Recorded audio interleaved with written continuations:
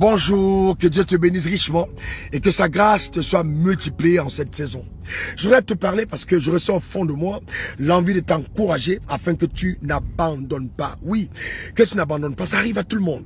Que ce soit un chef d'État, que ce soit un ministre d'État, que ce soit un député, que ce soit un chef d'entreprise, que ce soit un juge, un avocat, que ce soit un grand sportif. Toutes les personnes, un pasteur, toutes les personnes dans la société qui ont atteint un certain niveau dans la vie ont tous eu en certain moment une envie, une pressante envie d'abandonner. Oui, ça arrive des moments de la vie où on n'a vraiment pas envie de prier, on n'a pas envie de se lever, on a même envie de mettre fin à sa vie. Eh bien, il faut que tu comprennes que c'est tout à fait normal, ça fait partie du processus de croissance, surtout quand on a une grande destinée. Tu as perdu un conjoint. Tu as peut-être un mariage qui s'est arrêté. Tu as des affaires qui ont sombré. Tu as perdu beaucoup d'argent. Tu as été renvoyé de ton travail.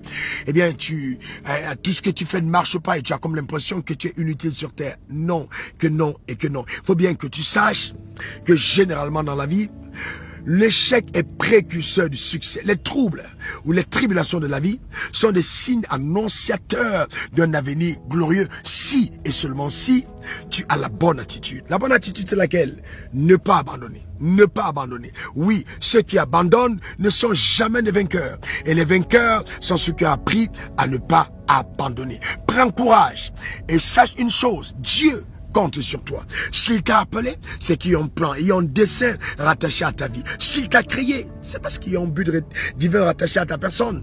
Donc, prends simplement courage et continue de vivre ton histoire avec Dieu et tu verras, je te garantis, sur cette terre, la même puissante et le bras étendu de Dieu arrivera à ton secours et une grande gloire elle te manifeste au travers de ta vie. Que Dieu te bénisse abondamment et suis ta larme, Écoute, le meilleur n'est jamais dans ton passé et ton passé n'est pas assez éloquent pour déterminer ton futur. Celui qui t'a créé est maître des temps et des circonstances. Si tu as foi en lui, tu vas te rendre compte que ton avenir va être glorieux, explosif et ce que tu traversais comme situation difficile dans la vie va être transformé en témoignage éloquent. Tu auras de quoi raconter aux gens. Tu auras une matière qui va prouver aux gens que Dieu est fidèle.